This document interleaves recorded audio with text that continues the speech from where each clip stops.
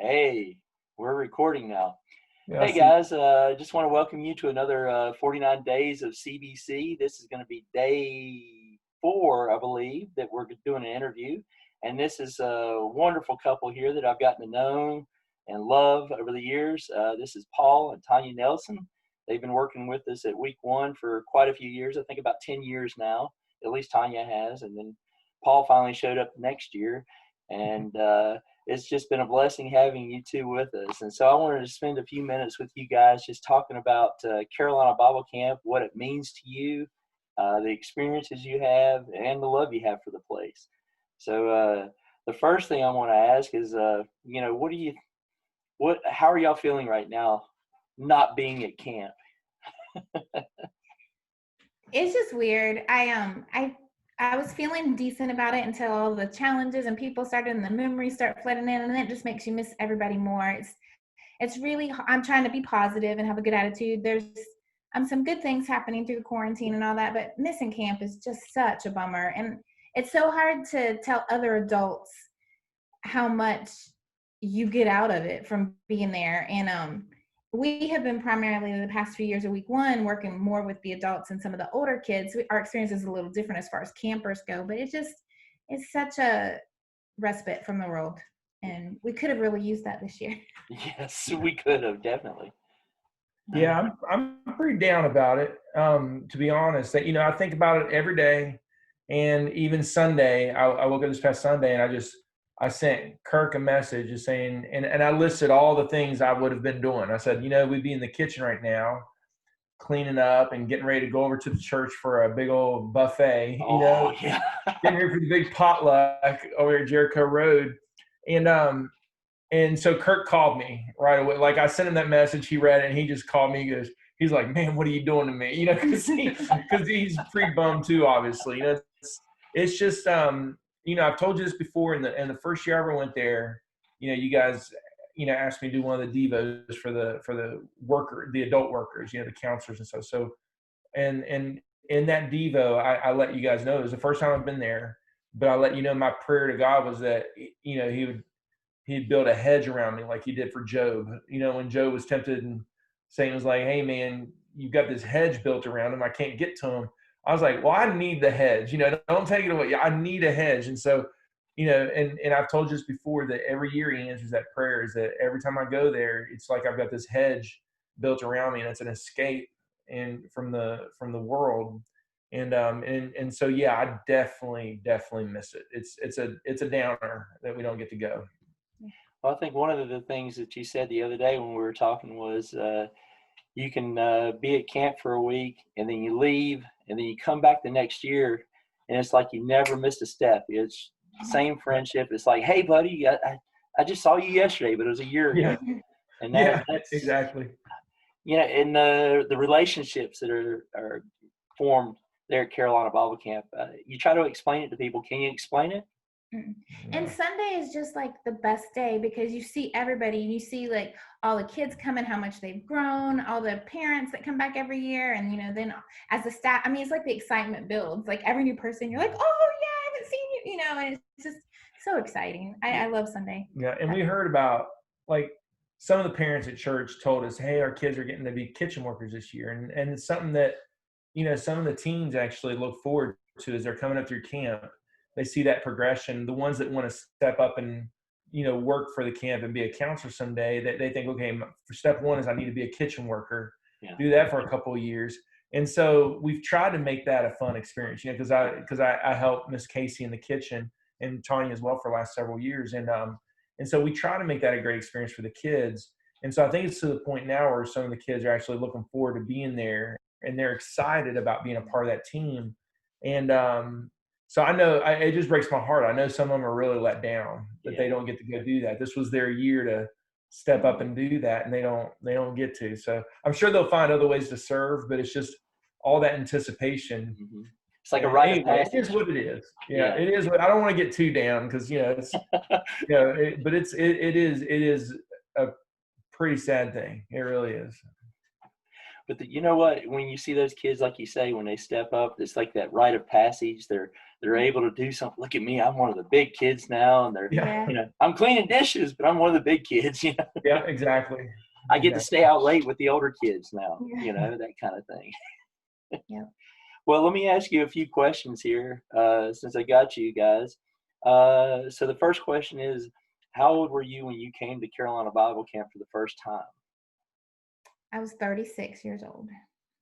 I was 39. Ooh. Well, how many years does that make now that you've been at Carolina Bible Camp? It's 10 for me and 9 for Paul. Yeah, because Tonya went, and then she came back and just raving about it, and so I had to go the next year, and so yeah, I went. So her 10, me 9. Now, did the two of y'all grow up going to a Christian camp? Yeah, we did. Yeah. And I actually was one of the college students, you know, from OBC at the time that traveled around Ohio camps after my freshman year of college. So I did, yeah. So we have a lot of love for camp in our lives. Yeah. I went ever since I was young. Yeah. I mean, I think I was 8. Yeah, I was a junior camper when I first started going. It was Surprise Valley Youth Camp out in West Virginia where I grew up. And so, yeah, I'd go 2 weeks every summer. Yeah. Oh, yeah. Yeah. I couldn't believe, that's one thing about people. I know I think this is on down about like, go ahead and come to camp, because Carolina Bible Camp is one of the nicest camp facilities I've ever been a part of. And I joke about when I started going to camp, we rented this 4-H camp in Ohio, middle of nowhere, Ohio, and they still had hole in the ground toilets. We had cabins, but we didn't even have flushable toilets. So I've come We're a long spoiled. way. We're We spoiled. have air conditioning and bathrooms in our cabins.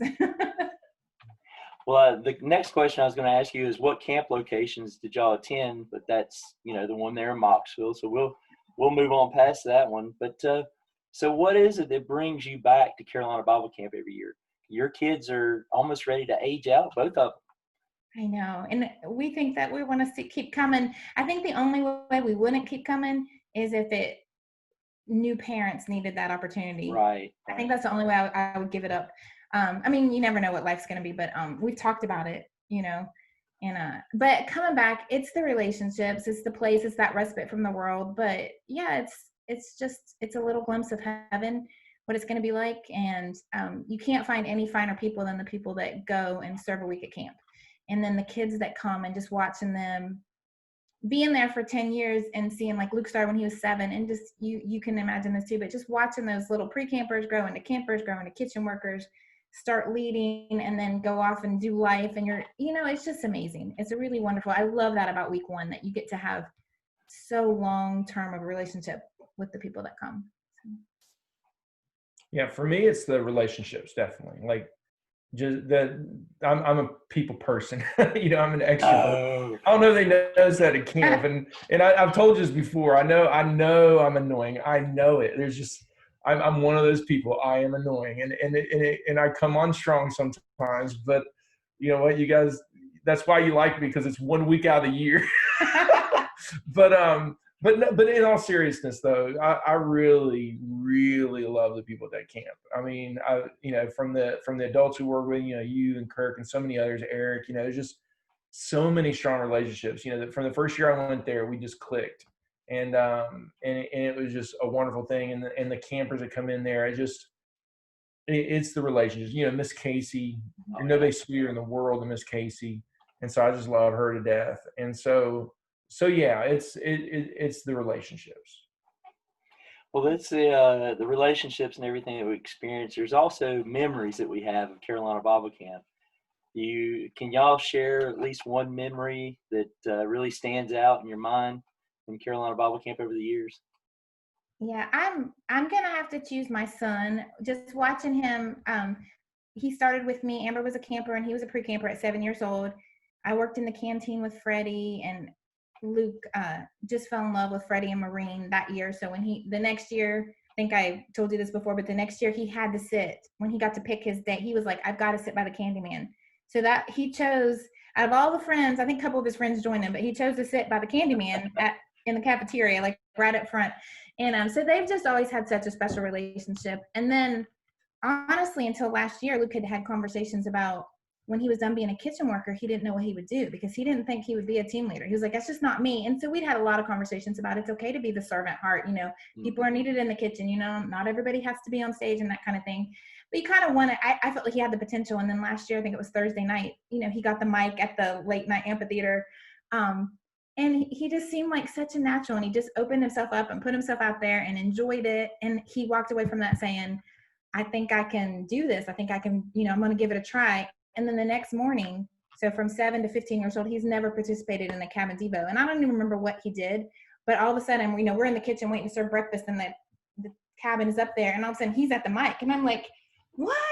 and that's continued to grow over this past year. He's gotten a little more involved and pushed himself to, he co-taught like a lesson with Jeremy up in front of our whole church, and he's done some youth-led things. And it all, I think, is a big tribute to what you and Kirk have developed, and the relationships and the things that he's watched other kids do at camp.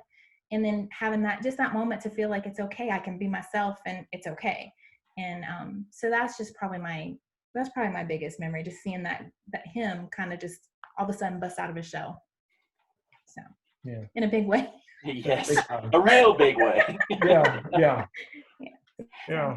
From besides my favorite memory, other than Jack Lipsy singing a ballad by Meatloaf. I have that on recording. I know, we got video proof. He sang a 6-minute ballad by Meatloaf, and it was beautiful. With all heart. It was beautiful. Jack Lipsy. Anyway, I love you, Jack. Anyway. Hey, did you see his video? Have you seen what he's done? No. He shaved the beard. Oh, no. Okay, yes. I'm not going to have a reaction here because we're recording. And I love you, Jack. And I would never say anything, say anything negative towards you. But I'm going to go find that and start making memes. All right. Love you, Jack. Yeah, but one of my favorite memories, and the reason it was my favorite memory is because one of the kitchen workers brought it up this last summer. My first year at camp, I had, you guys had me as a teacher, and I don't know why, but anyway, you had me as a teacher, and I had all these little campers, like the young ones were in my class at the time, and little Luke, he was my son who's now 6'4", he barely came up to my waist at this time, so he was there. And you guys put me way out in one of those shelters, one of the ones out by the softball field. It was my first year, so you had to kick me out there in the woods. And so I blow through my lesson too fast. And here I am with all these little kids. I think, well, I'll tell a scary story. So I tell these kids a scary story, and the climax of this story, the big ending, right, is since there was a nice concrete pad at this shelter, the ending is that this concrete pad back in the day got poured over the spot where this ghost was, or whatever, whatever the scary punchline was. And I insinuated that was the case. And one of the girls looks at me, she goes, is this where that happened? And I went, yes. And I screamed, yes. These little kids start crying and running all directions. And I'm the guy that's supposed to keep, I'm like, oh no, so they're going to kick me out of camp, man. So I'm like, I'm like, hey, wait, come back. I made it up. It's just a story. And so they heard me, and they start, one by one walking back. My son's crying, I really messed up bad.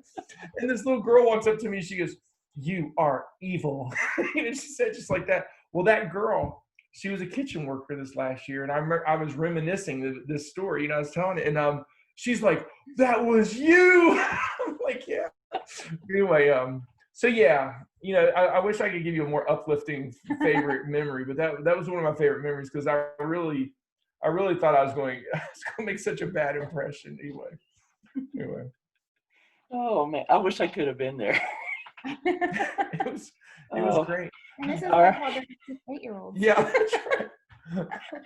Well, after talking about that, what would you say to a kid for his first time coming to Carolina Bible Camp? Just do it. If you're nervous, if you're afraid, don't be. You will never be more loved than you are at camp. Everybody just wants the best for you, and will take good care of you. Yeah, I can see where, anybody, if it's an unknown, if you haven't been before, it's just natural. As human beings, we tend to fill in the blank with the most negative possible outcome. Mm-hmm. Oh, people aren't going to like me. It's going to be boring. Or it's, you find something negative to fill your head with. And I'm telling you, if you're considering it, just put those reservations aside for a moment and just go. You're not going to regret it. Everybody finds something for everyone there. I mean, you're going to take away something positive from that experience. So whatever reservations you have, you really need to find a way to push them aside, because I'm telling you, it's a wonderful, wonderful experience. That's why I would tell somebody thinking about coming. Yeah, you can't explain how much it affects your heart and the joy that you get from going to camp and stuff like that. And trying to explain that to a kid is sometimes kind of hard, but getting them there and getting them through Wednesday, that Wednesday, that hump day, as long as you get them past that day, you're good, Well, this last question is going to be a pretty hard one for you. You're going to have to name at least one person or a camper that has made an impression on you that you'll never forget. I know. So I'm prepared. I got it. I have two. One is just a real quick shout out to Ryan and Ian Hodges. Yes. They got married, I think, the week before my first week of camp. Well, maybe not. I don't remember the year. But anyways, they got married like a week within camp, and they came literally like from their honeymoon to be counselors at camp. And I just remember, and I also remember Hannah and Lucas were there, and I think Ian was kind of on Lucas's team, and he had the little four-wheeler, and he just did I was just so impressed by them as a young couple coming that soon after the wedding, but then also how they helped everyone rally around these kids, and just they were all included in all the skits and all the things, and it was just such a fun thing to watch. So that memory has always just been fun to like look back on and be impressed by them, and obviously we've known them since. But probably the biggest influence for my journey at week one is Miss Casey. I didn't really want to be a kitchen worker. I was supposed to be a teacher. That's what Kathy Forrest and Anna Leffler were like, you're going to go. We've talked to Kurt. You're going to be a teacher. But turns out that didn't work out right away. And then when it did work out, I realized that I really felt like I wanted to be in the kitchen. And I never would have dreamed that that's the place I would serve at camp, because I've always been more of up until that point, always been more of a kind of upfront person, not in the background kind of person.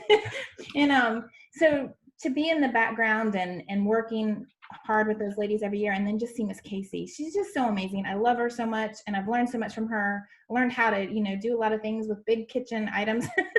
But also just her kids and her grandkids that come back every year, and all the kids from Kannapolis, and the kitchen workers that come back from year after year. Even when they're just visiting, they have to come and give Miss Casey a hug, before.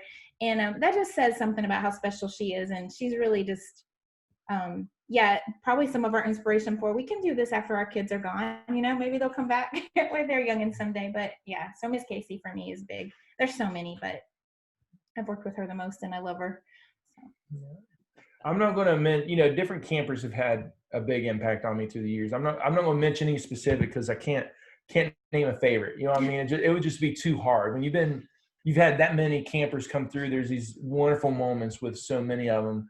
But I will say consistently, year after year, you and Kirk, from the first time I went until, every year I go, it's just, the bond we've formed over the years, and several of the adults, you guys know. And Eric's in that group. I mean, there's a few of you, though. Those relationships, those friendships are just lifetime things.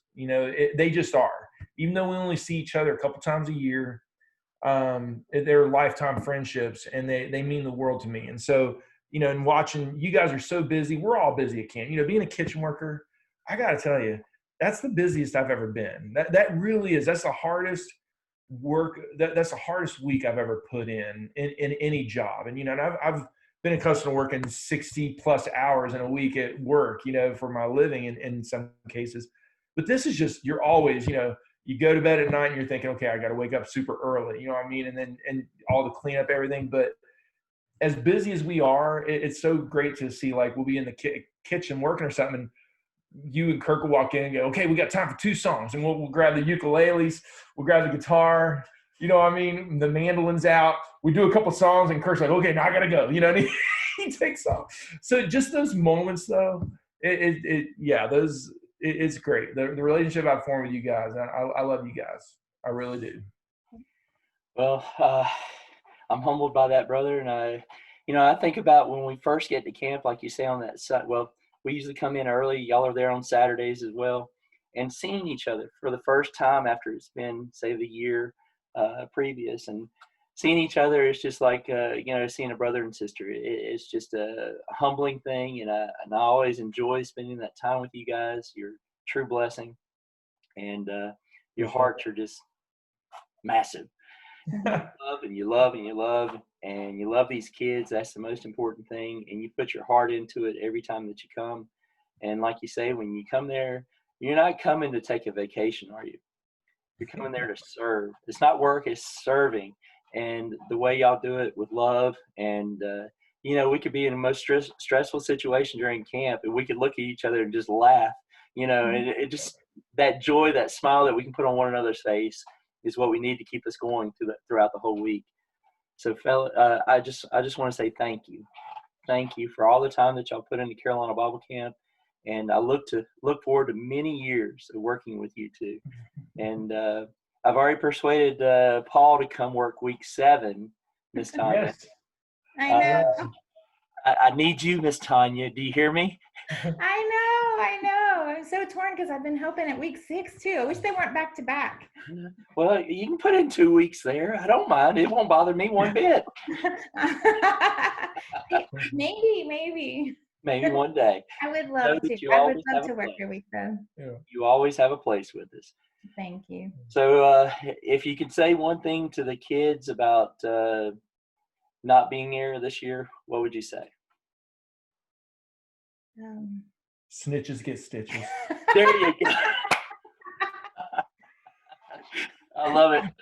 Oh goodness, I can't top that. Yeah, I learned that from Jack Lipsy, by the way. Yeah. I would just say it's be great next year. So keep your head up. It'll be great next year, and look for the ways God's going to work in your life outside of camp this year. Yeah, it's going to be a big homecoming next year. It's going to be just that much more special. Well, guys, I look forward to it. I look forward to seeing y'all as soon as we can, and just keep things going, keep pushing camp. And, we're on this 49 days of CBC. We're at, when this airs, it'll be day 4. It's been a blast so far. I don't know if you've been able to see all the T-shirts that have been shared and all that stuff. And there was a great photo that I shared today of Kim and Amanda. They're standing up the little. Saw that, They had on masks. They were prepared for this way back then. They were, man. Well, guys, I thank you so much, and I love you guys, and we'll see you sometime. Okay. Love you too, Andy. Bye-bye. All right.